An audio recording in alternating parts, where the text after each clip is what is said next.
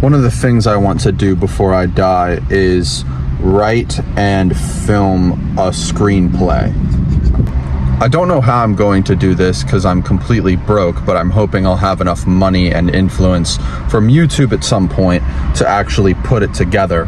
And I'm willing to shoot the movie low budget because oftentimes when a movie is low budget, all that does is prompt the directors to get really creative with how they make the movie.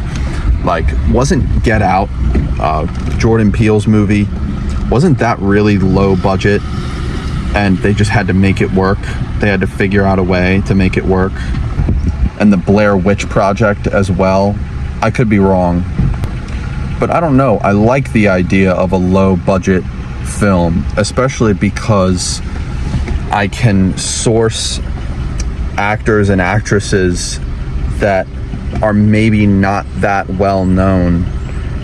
And so it's like with the first season of Stranger Things, when they casted all of the characters, they specifically wanted people that no one's really ever heard of so that they felt more real to the audience. I think there's something there. I think there's something interesting there. One of my ideas is to just go see college theater, like the theater kids at colleges and universities, and go watch their productions and see if there's any diamonds in the rough, any actors or actresses that have kind of a flair. And my assumption is that if I'm offering them the opportunity to be a part of a movie as a underground actor who hasn't made their way into the world yet, I feel like they might jump at the opportunity and it could turn into something really cool and interesting. But before I even think about doing any of that, I have to have some kind of script together. I need to write the movie. So that's what I've started doing. And I take every night, not every night, but like 5 nights a week, I'll take a walk right before I go to bed when my inhibitions are really low and it's really dark. I take a creative walk and I spend about an hour just taking a walk, and I talk to my watch, my voice memos, and I just, every idea that pops into my head, I just say it, and then I go through it the next day and I sort through it. And I did that for ideas for this movie. One of the things I was really interested in doing is my own take on a mob movie, because those are my favorite kinds of movies. And every director who's done a mob movie does it in a different way, in a new way.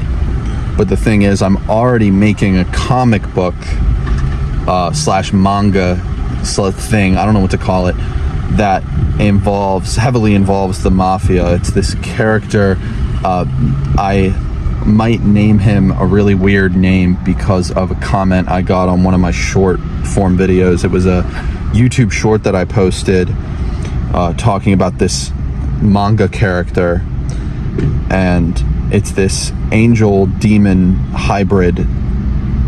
He's half angel, half demon, the first crossbreed of his kind, and because of this he has several genetic abnormalities, but he doesn't want to be an angel or a demon at all. He wants to be part of the mafia. And that book or manga is going to be heavily built around the concept of a mob, of an organized crime syndicate. So I don't want to make a mob movie if I'm already making a mob manga. So I wanted something else, and I knew I had other things I wanted to do. I just hadn't thought of them yet. So I have some ideas, and I just want to let you know right now that this is my goddamn intellectual property. Nobody steal this shit. If you do, then this video will already be posted and there will be proof that I came up with it first, so fuck you. But if you have ideas for this film, I would love to hear them in the comments section. Like if you have any thoughts on where this could go. So the tentative title for this movie is The Peasant King. And it takes place near the Middle Ages, around when Louis XIV was King of France. and it's a historical fiction. Obviously, this didn't actually happen, but the main character would be this member of the peasantry, just in complete poverty, but he's secretly controlling the royal family through power games and manipulation, and he knows things that other people don't know about how to control people, and it'll be kind of an ethical ambiguity kind of movie, like, should you be rooting for this guy? Maybe you shouldn't be, maybe you should be. And it'll be maybe a statement on class and how class impacts how you can influence people, and how you can maybe get around it if you were born in a lower class. Because, I mean, I don't know, I was born in a fairly low class situation. My parents were mortgage brokers, and they had money when I was born, but then the 2008 recession hit, and that hit mortgage brokers hard, and we were eating ramen noodles every night. So I mean, I definitely don't come from the most modest of beginnings. I come from medium modest, perhaps. So I've had to get scrappy with how I've lived my life, and I found that intelligence matters just as much as resources, if not more. So if there could be some kind of character that is able to influence the world around him without having any resources at all, by just getting sneaky, that would be really, really interesting. I'm also thinking about toying around with the idea of an eternal grudge. Like, there's this character, and then perhaps there's another character. Maybe it's even Louis XIV, and there's this concept of maybe reincarnation, where they are like two spirits who have been ever destined to just hate each other, and they've been reborn and reborn and reborn again, just because they hate each other so fucking much. It has fueled them to reincarnate themselves into other lives just to get back at each other for shit. And maybe one of them has the power of sneaky, intellectual, manipulative influence, and that would be the peasant king. And maybe the other has more of a brute force approach to things, and they've always had these separate ethoses and separate paradigms, worldviews for how to get what they want in the world. So they have different fighting styles, and they have different things that they use to attack each other, and compliment isn't really the right word, but they're always, one person has everything that the other person doesn't, and vice versa. And I also am thinking about toying around with the idea of multiple personality disorder, or schizophrenia, or both, but usually it's viewed as a crutch. But what if it was a feature and not a bug? If it worked to somebody's advantage, like they had multiple personality disorder, but those different personalities were experts in different fields, and they kind of were advisors. Like, one of the personalities knows a lot about physics, and the other one knows a lot about manipulation, and the other knows about resources and economics. And they all talk to each other, and they strategize. The other one knows about fighting. And I'd like to travel farther back in time with it. I want different historical moments to tie in, like maybe with the reincarnation aspect. And I think that Naruto might have done this before, and possibly other narratives with Naruto and Sasuke were reincarnations of Madara Uchiha and the first Hokage of the Hidden Leaf Village. And then before that, it was Indra and Ashura, and they were, I believe, what was his name? Fuck. The guy who created the Jinchurikis. Oh, what is that guy's name? Fuck. So the idea of an eternal grudge, that's already been done, but I want to do it myself. I want to do my take on it. it's just so interesting to me. And so I'll need a way to kind of make it my own so that it's still an original thing, and I just add shit to it to make it new. But with this reincarnation aspect, I'd like to maybe travel back in time to different eras when these two eternal rivals were alive in past lives. Like perhaps one of them was Caesar and the other was Brutus. Brutus was the guy who assassinated Caesar. He pretended to be Caesar's friend and then betrayed him, I believe. And that's where the phrase "et tu, Brute" comes from.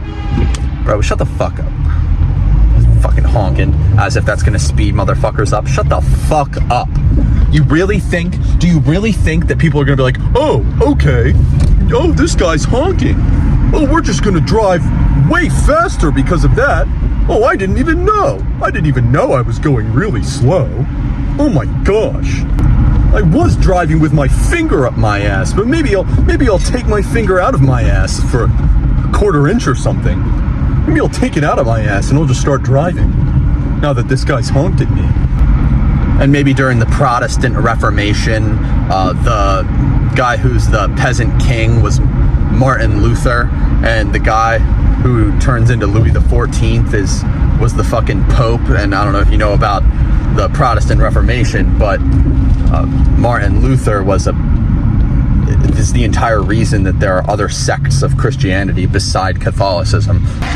I know I'm throwing a bunch of miscellaneous ideas around right now, and they don't seem like they might be able to fit together, and I'm just gonna throw another one at you. The idea of like a lost war. Like something that happened maybe between the Romans and the Greeks, two complete powerhouses that I don't believe ever fought with each other, and they might not have even existed at the same time. But what if there was some kind of huge, long-lasting, putrid war that happened between the Romans and the Greeks, and all of the participants swore it to secrecy. They swore that they would destroy all evidence of it. Like, what if there's major historical events that don't have any record left behind them because people involved just did not want them to be remembered? Obviously, that might not be a thing that exists. I'm not saying that is a thing that exists. I'm saying it would be cool if that was a thing that existed.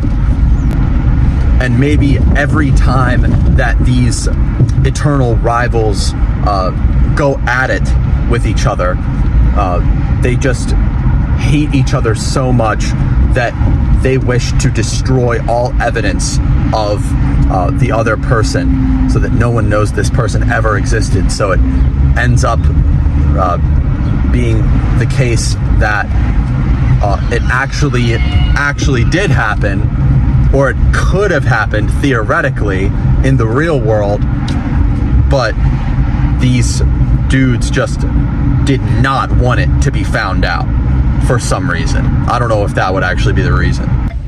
Regardless of actually what this project turns into, I'm really excited to see where it goes.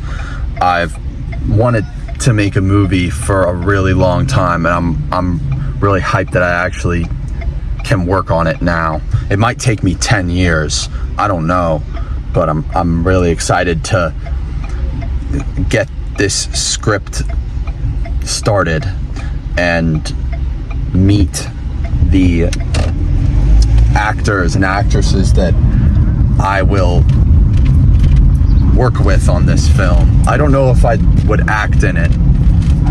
I might just be the one directing it.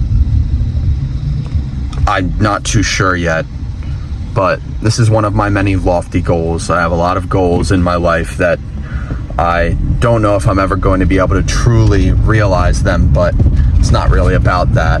It's about chasing them. That's where the fun is, as they all say. But my name is Luke, and this has been Castles in the Air. Goodbye.